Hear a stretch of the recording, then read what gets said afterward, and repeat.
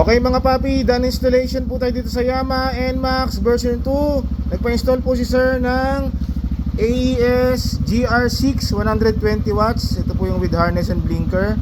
So ang gamit natin dito is RM LED bracket para sa Yamaha NMAX version 2. So ayan po, AES GR6. Bali yung ilaw niya may mga light mode to eh. So unang mode niya steady, then blinker.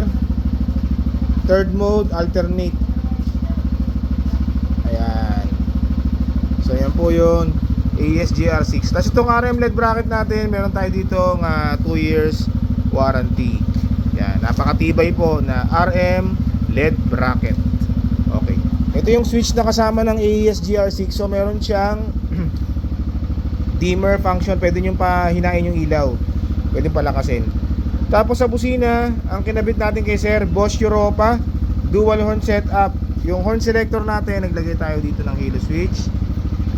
Bali pag nakapatay yon, yung stop. Then pag switch, yan, napakalakas. Bosch Europa stock horn, Bosch Europa.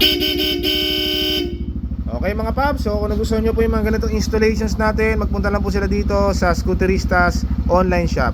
Maraming salamat po.